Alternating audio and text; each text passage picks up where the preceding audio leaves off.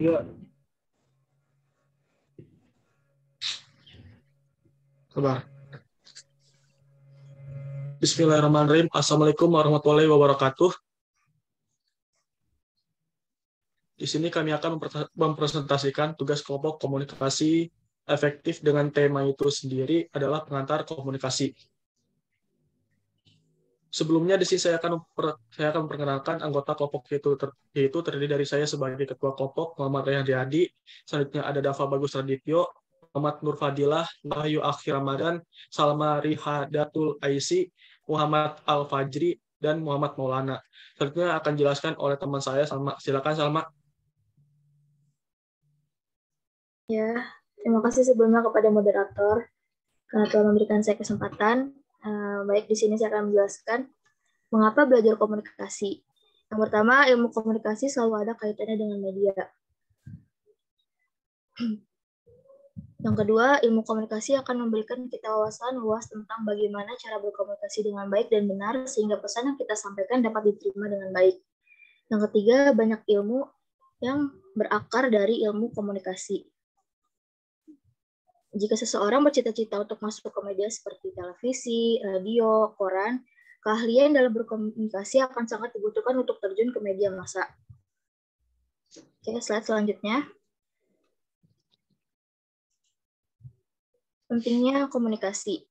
Komunikasi merupakan proses yang berlangsung terus-menerus dalam menyampaikan dan memperoleh informasi untuk membangun interaksi sosial. Komunikasi bukan hanya sekedar alat yang menggambarkan pikiran, namun komunikasi juga adalah pengetahuan. Komunikasi sangatlah penting karena komunikasi merupakan pusat kehidupan kita sebagai manusia yang selalu berinteraksi. Oke, selanjutnya saya kembalikan kepada moderator. Baik, untuk topik selanjutnya saya serahkan kepada Maulana. Maulana, silakan.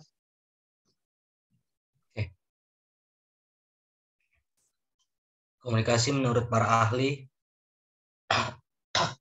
komunikasi terjadi ketika suatu sumber menyampaikan suatu pesan kepada penerima dengan niat yang disadari untuk memengaruhi perilaku penerima.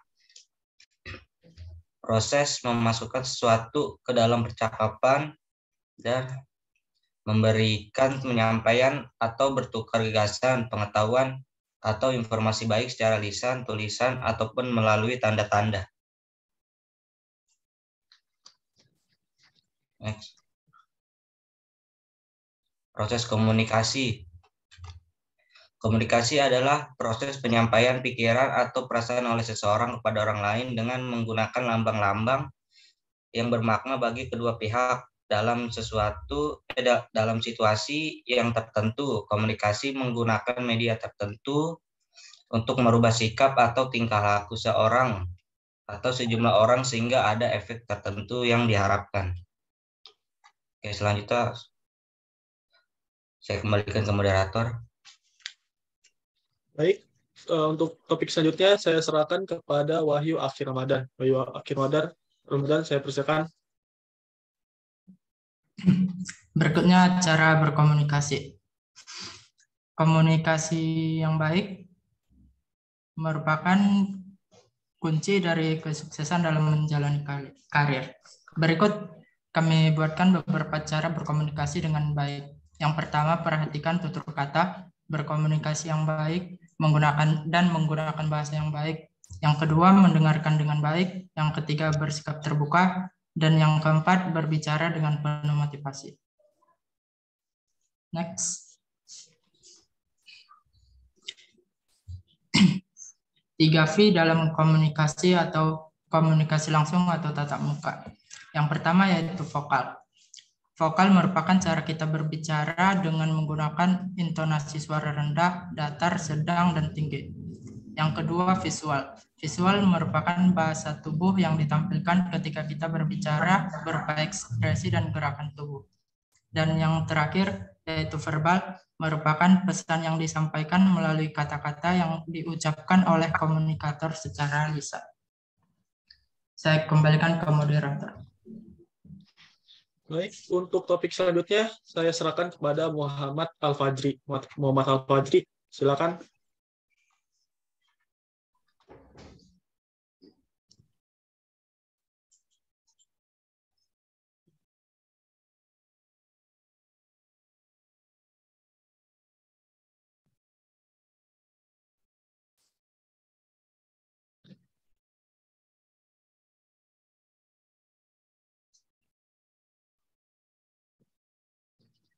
Muhammad Al-Fajri, kami persilakan.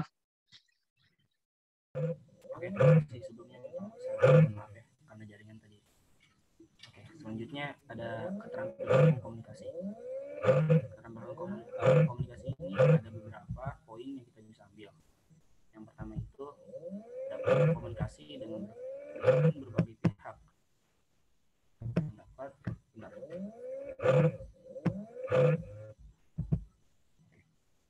Berbagai pihak dan dapat menempatkan diri pada situasi tertentu ya. Terus yang kedua itu memiliki kecerdasan emosional yang tinggi dan menunjukkan kemampuan untuk berempati, membangun hubungan baik antara kamu dan orang lain. Terus yang ketiga, kemampuan untuk menjelaskan dan mempresentasikan ide lisan dengan bahasa yang jelas. Tentu ya, kalau kita pengen berkomunikasi pasti harus dengan bahasa yang jelas agar lawan bicara kita mengerti apa yang kita sampaikan. Terus yang keempat adalah mampu mencapai tujuan komunikasi dan dapat memecahkan permasalahan yang terjadi. Oke, tujuan dari komunikasi bukan cuma hanya tentang feedback ya teman, pasti kita juga ada memecahkan suatu masalah. Oke, lanjut ke poin yang terakhir itu mampu menggunakan media komunikasi yang baik dan benar serta dapat mengatasi segala hambatan yang terjadi. Karena kita memiliki keterampilan komunikasi, pasti kita juga bisa jadi akhirnya bisa menggunakan media dengan baik. Oke, lanjut next slide.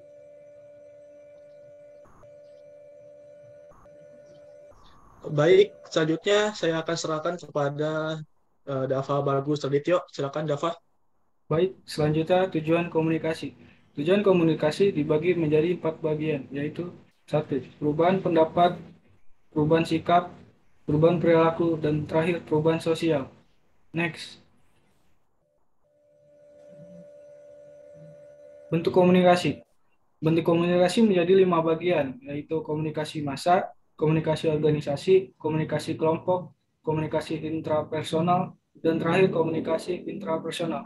Apa sih itu komunikasi massa? Komunikasi massa merupakan komunikasi yang ditunjukkan kepada khayal ramai atau massa yang banyak.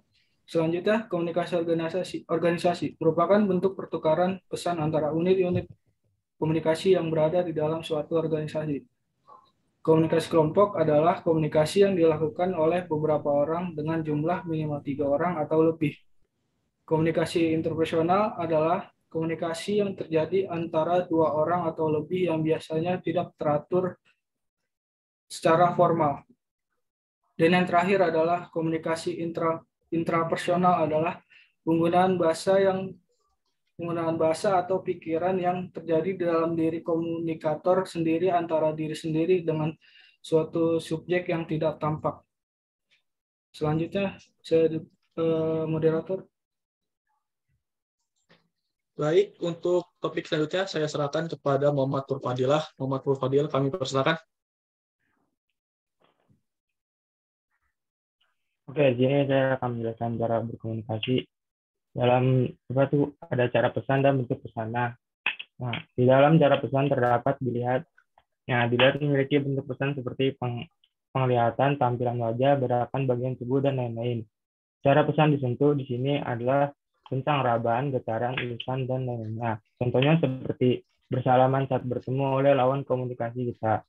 Cara pesan dicium dan dikecap, bentuk pesannya bau rasa, bau tubuh. Contohnya saat kita sedang berkomunikasi tanpa sadar, pasti tercium aroma tubuh dari lawan komunikasi kita.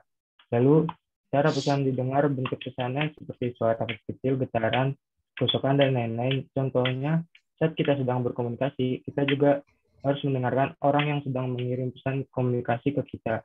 Lanjut.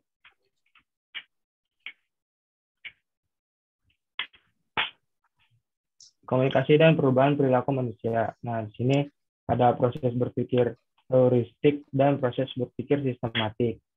Proses berpikir heuristik yaitu proses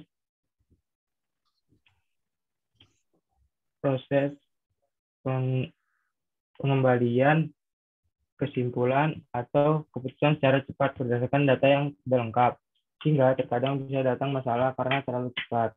Nah, di situ terlalu berpikir yang cepat-cepat itu tidak baik karena dapat menimbulkan masalah yang akan terjadi. Nah, proses berpikir sistematik yaitu memikirkan segala sesuatu berdasarkan kerangka metode tertentu seperti ketaatan kedisiplinan terhadap proses dan metode yang hendak dipakai. Proses berpikir sistematik ini seperti orang yang analisisnya sangat dijaga dan selalu berhati-hati dalam mengambil keputusan. Lalu perubahan perilaku bisa terjadi saat pesan yang disampaikan bisa bermanfaat dan relevan untuk di kehidupan si penerima pesan tersebut. Lanjut.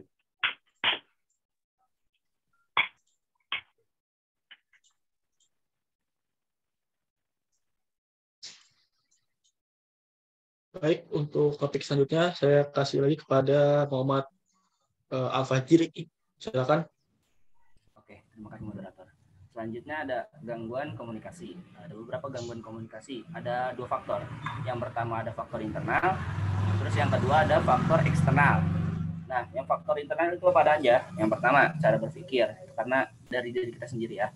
Terus ada perbedaan persepsi, sikap atau attitude, pengetahuan dan keterampilan, perbedaan status, permasalahan semantik atau bahasa, perbedaan budaya, gangguan bersifat fisik, gangguan karena melamun. Oke, lanjut ke faktor eksternal. Faktor eksternal itu ada apa aja? Yang pertama itu ada kenyamanan lingkungan. Karena kalau misalkan lingkungan tidak nyaman juga, kadang misalkan kita berkomunikasi ada kurang gitu kan. Terus adanya interupsi, adanya lawan gitu kan. Misalkan kita tiba-tiba ada orang yang ngeletuk gitu kan, pasti itu ada faktor eksternal kan. Terus saluran media, dari media lah. Lanjut.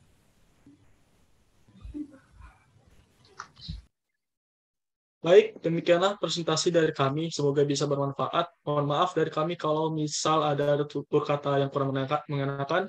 Wassalamualaikum warahmatullahi wabarakatuh. Waalaikumsalam.